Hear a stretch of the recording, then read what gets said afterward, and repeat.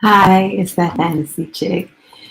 Back again. It's another week, another stream. I'm going to talk about a couple of things today. I finally got to see the Equalizer this weekend. That's what I watched this weekend. Was the Equalizer Part 3. Um, but what news we have is the WGA and the AMPTP have come to a tentative agreement that may end the writers' strike. The people negotiating have accepted the AMPTP's offer, and they have to bring it to the entire guild to to vote on it. So I have an article that discusses it. Maybe I haven't read the article. maybe they discuss the grounds on which they are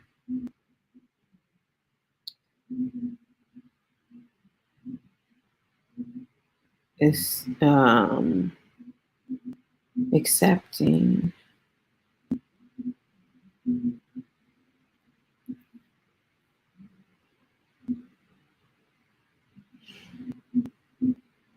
Okay. Writers Guild reaches tentative agreement with studios and streamers, and a significant development that could bring an end to a historic writer strike. It's always there. The union and the Alliance of Motion Picture and Television Producers announced a provisional deal on Sunday. So it just happened, and it probably happened last night. After several long consecutive days of negotiations, the Writers Guild of America and the labor group representing studios and streamers have reached a tentative deal on a new contract and a major development that could precipitate the end of a historic 146-day writer's strike. The Writers Guild of America emailed strike captains the news on Sunday night, and shortly after, its negotiating committee informed all members. We have reached a tentative agreement on a new 2023 NBA, which is to say an agreement in principle on all deal points, subject to drafting final contract language. The latter message stated, "We can say with great pride that this deal is exceptional, with meaningful gains and protections for writers in every sector of the membership." The Alliance of Motion Picture and Television Producers confirmed the news in a joint statement with the WGA about the deal on Sunday. The parties came to terms on a provisional 3-year agreement. Why only 3 years? Lord, we have to do this again in 3 years, which will need to be ratified by the WGA members to take effect on Sunday after studios responded to last-minute union asks that day. Specifics of the deals affecting around 11,500 WGA members weren't available as of press time. Okay. Though they will emerge in the next few days as the union seeks to sell its members on the pack. Maybe I'll have them by Wednesday. In its message to members, the union's negotiating committee asked for patience on disclosing the fine print of the deal. What remains now is for staff to make sure everything we have agreed to is codified in final contract language. And though we are eager to share the details of what has been achieved with you, we cannot do that until the last I is dotted, the email stated. The deal will first go to the union's negotiating committee for a vote, then to the WGA West Board and the WGA East Council for approval. Both referendums are tentatively scheduled for Tuesday. If rubber stamped by those leaders, Board and council will also vote on whether to end the strike at a certain date and time to be determined pending ratification, the negotiating committee said. Once these leadership votes have taken place, members will receive a summary of the agreement and a memorandum of agreement, a more detailed and lawyerly accounting of the provisional contract prior to their own ratification vote. In the meantime, the WGA has suspended picketing while reminding members that no one is to return to work until the union gives the green light. During the final weekend of negotiations, lawyers huddled before the studios presented their alleged best and final offer on Saturday night. Later that same night, the AMPTP and the WGA issued a joint statement that they would be meeting again on Sunday. And indeed, despite the supposed finality of the studio's previous proposal, union negotiators returned to their bargaining counterparts on Sunday afternoon with some additional asks before the sides ultimately wrapped up the negotiations. I did see something about this would be their final offer Saturday. Hollywood applauded the news on social media, and hundreds of filmmakers attending the Burbank International Film Festival's Awards Gala on Sunday broke into cheers when the deal was announced from the stage. The mood among writers on Friday's packed picket lines was one of cautious optimism as union members anticipated the end of the historic work stoppage might come soon. The fact that they've been talking for 3 days straight is terrific, showrunner Mark Guggenheim, Legends of Tomorrow, told The Hollywood Reporter at Disney. Studio side sources familiar with the progress in the room also projected positivity over the past several days as management made moves on issues including AI, TV staffing, and residual compensation tied to streaming show performance. That buoyant mood dipped on Thursday night when studio sources claimed the WGA came back late in the night with new asks on items that management believes to be already settled, but it returned on Friday as the sides nailed down compromises. The momentum in talks over the course of the past week was a welcome change in pace from the month-long standstill in negotiations that occurred after a meeting between WGA leaders and several CEOs, plus AMPTP President Carol Lombardini in late August, which ended in mutual recriminations. The AMPTP released its August 11th offer publicly, and the WGA slammed the meetup, saying its leaders were subjected to a lecture about how good their single and only counteroffer was.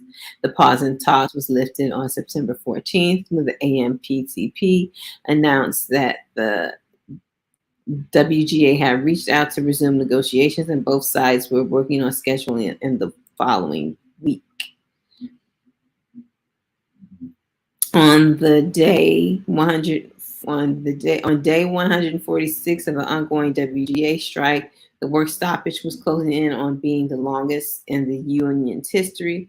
The current record was set in 1988 when the WGA struck Hollywood companies for 154 days. Though still tentative in nature, the agreement is a momentous development for an industry that has been hobbled by the dual WGA and SAG-AFTRA strikes, the first time both have occurred at once in over 60 years. The WGA strike, which began May 2nd, had an immediate impact, according to Film LA. The quarter that started in April and ended in June saw a total of 6,566 shoot days, a roughly 29% decline from the same period last year. A wide array of major projects were halted in their tracks and or postponed, including Netflix Stranger Things, Apple TV Plus's Loot, and Marvel's Blade 2 and Thunderbolts. When SAG-AFTRA joined the stoppage, a number of additional projects, including Venom 3, Gladiator 2, and Deadpool 3 followed. Oh, I thought this article was done.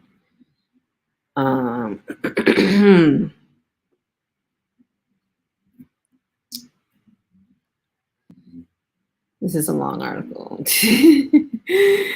We're going to skip to the end. The writers were led to in their negotiations by WGA West Assistant Executive Director Ellen Stutzman, who stepped up to the plate after the Western branch of the union's executive director, David Young, went on medical leave prior to the start of talks. Lombardini, the AMPTP's chief negotiator since 2009, led the talks with producers. Now it's up to the WGA's members to determine whether the deal resolves the workplace issues that their peers have been raising for months. All eyes are on the union's ratification vote for the deal, a date for which has not been announced.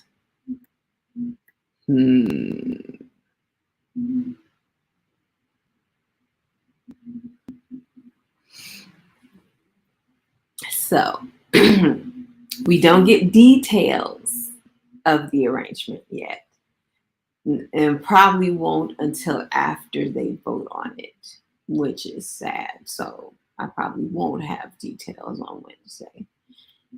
But somebody's bound to leak. Once it gets out to the greater guild, greater amount of people, it's gonna leak, and we'll get the details, whether it's before or after they vote on it. But they make it sound like it's a great deal. They make it sound like it's a great deal. So we'll see. We'll see how much of a great deal it is, and how protected they are from AI, and how much, and also how the biggest thing, even bigger than protections from AI, was their ability to get medical coverage and residuals so they can make an actual living, because most people, and I'm merging it with the Actors Guild, but this is the same with the Writers Guild. They have to they need those residuals, especially with the way that these shows are going. You're getting more and more shows on streamers that only have 10, 8, 10, 13 episodes, unlike in the past where you would be on a show that had 22 episodes and you would get paid each week. In the past on the network, you would get paid each week a network minimum, and then you would get paid for every script on top of your weekly pay that you get, that you wrote. So now there's only 10, 10 episodes, and they're rushing those out in fewer weeks. So just because it's 10 episodes don't mean you're going to have 10 weeks of work.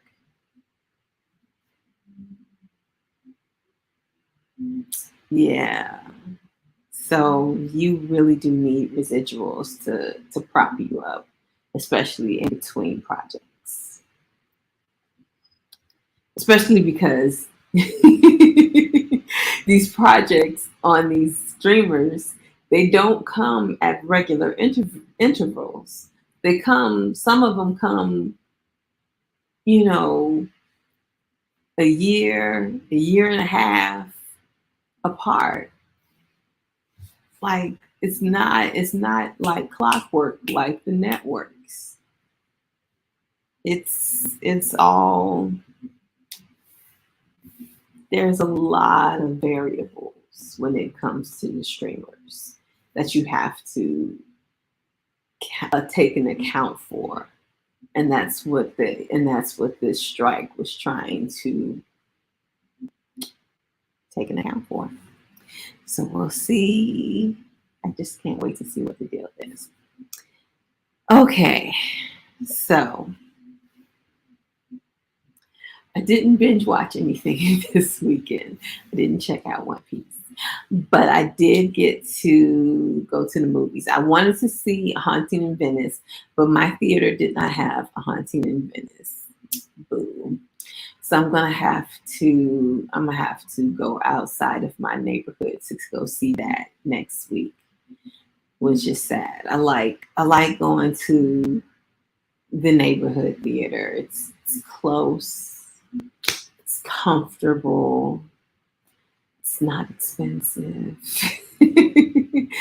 you know, I just like it. It's newly rehabbed, so it's brand new. Um, but I saw the Equalizer Part 3 there, and because this is like what, the third week. This is like the second or third. This is like the third week of the Equalizer. So when I bought my ticket, and it was a Sunday afternoon when I went to go see it, they were like, "Yeah, we're not even going to assign you a seat. Go sit wherever you want to sit. Ain't nobody in that theater." It was three of us in there. They probably told us all, "Sit where you want to sit. Ain't nobody gonna be in there." I bought my ticket probably at 12:50. The show was at 1 o'clock, so they were like, "Just go sit where you want to sit. We're not gonna assign seats." It was chill. It was chill. But I like going to see movies like that. I like going to see movies. It's not good for the theater, but I love going to see movies in empty theaters. It's just something about it. It's just comfortable. Some people like to go see movies with other people there, and like the camaraderie of laughing and clapping at the same time and all that other stuff. I like the experience of feeling like I'm in my own personal home theater and just chilling with my food or my drink, you know, in my with my feet kicked up. Just I like that. I like that. I like chilling by myself in the theater. So um not to give away too many details, because I don't like giving away details in the movies. I like, because I myself not like to go into. I went into this not knowing any details of this movie beyond the fact that it was the Equalizer Part 3 and it was Denzel. I knew nothing about this movie. I knew nothing about the plot. I knew nothing. But it takes place in Italy. So I was able to use my my 3 years of Italian that I had from high school, my 3 years of high school Italian.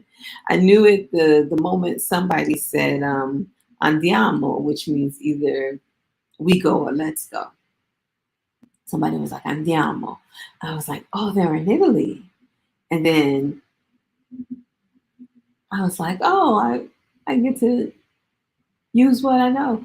And even though they went back and forth between Italian and English, I was able to pick up some of the stuff. I wasn't able to look away from the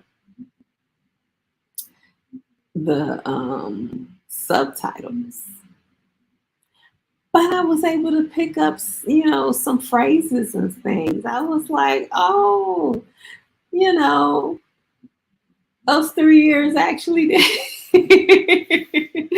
So I actually did good with those three.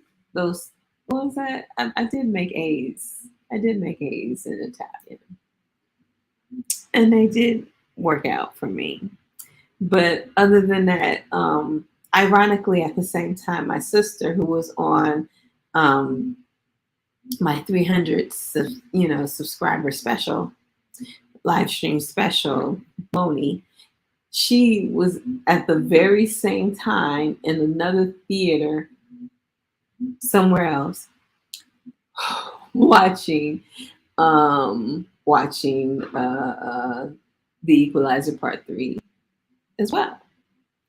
And she had posted on Facebook, she was like, she had posted, when Robert McCall tells you to leave somebody alone and you don't, you know there's going to be slow songs. She said there's going to be slow singing and flower bringing. And it was like, that was the perfect line to describe this movie. Slow singing and flower bringing. I think my favorite part is when he slow sings this song. It takes me back to to my childhood in church. This is the song he's singing is a song we sang every first Sunday at communion.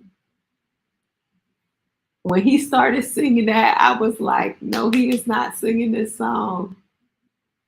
But while he was singing it,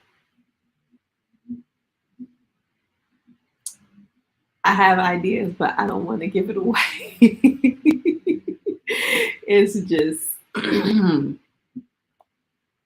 it was a good movie. I liked it. He was badass as usual. The plot was really good. And because I hadn't seen The Equalizer 2 in theaters. I had missed it. So I had to Jack Sparrow it the day before so I can see it. You know, I wanted to see it before I watched it. And I couldn't find it on any of any streaming service, and definitely not on any streaming service I had. So we had to Jack Sparrow it. But I watched it. And it was good. And it was actually getting me hyped up for watching Equalizer Part 3, which was good. So I actually watched Equalizer 2 and 3 this weekend. And 2 something else, because 2 had Pedro Pascal.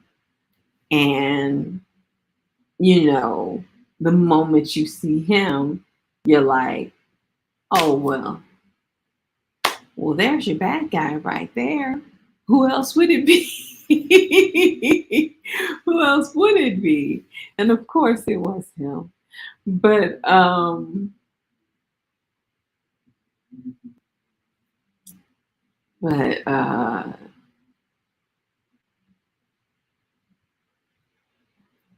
there were similarities between 2 and 3, because he is just one man always up against an army. And the way he methodically just goes about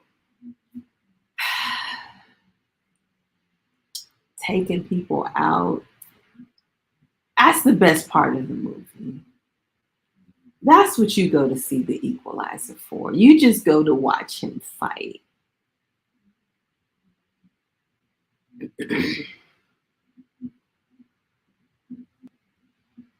And it's so funny that there's 2 Equalizer franchises right now. There's a TV show with Queen Latifah, and then there's the movies with Denzel Washington. And they're all based off of this show from back in the day. Was it the 80s? The 80s or the 90s? I don't know. My dad used to watch The Equalizer. And The Equalizer used to be a white man. But I used to watch that show with my dad. It was yet another show I watched with my father. So I don't know if he's ever watched the Denzel Washington ones.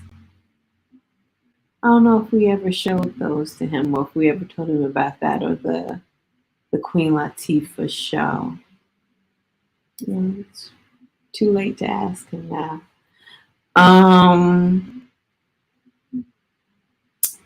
But it was good. Had a good story. There was a love interest, but it didn't take up too much time. So, so it didn't distract. I'm trying to figure out what else can I say without giving too much away. There's twists and turns.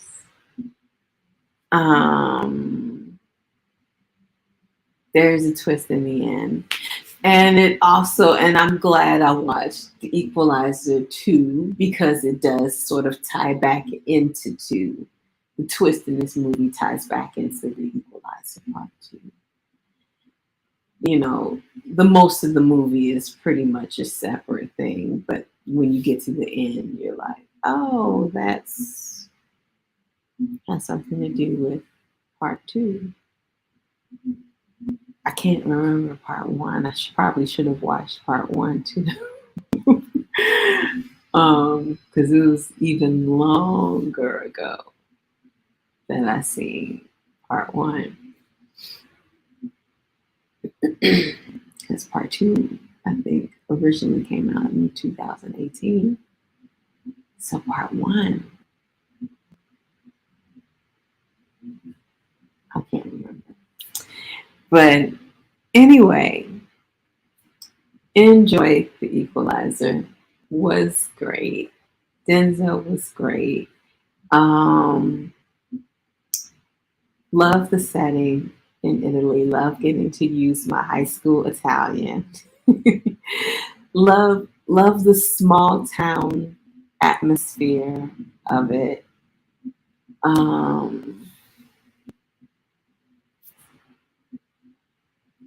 And boom, boom, boom. There we go. I mean, you know what you expect. You know what you go into The Equalizer expecting. It's kind of like John Wick. You go there for the fights.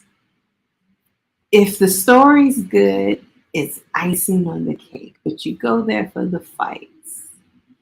But it happens to have a good story surrounding the fights. So I recommend. I highly recommend.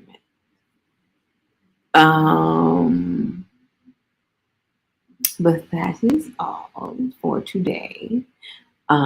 Wednesday shall be. Is this episode 7 of Ahsoka? Last week feels so long ago. I think this is episode 7 of Ahsoka. Oh, this has been a long, long week. So tomorrow will be episode 7 of Ahsoka, and that's what we'll be talking about on Wednesday. And then Friday will be another video. So,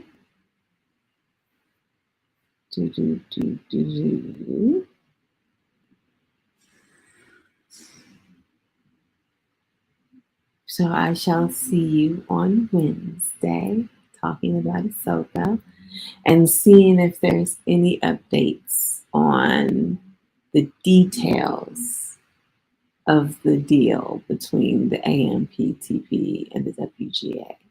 And hopefully, I guess it'll be too soon for SAG to have, SAG can't strike a deal in 2 days, but hopefully they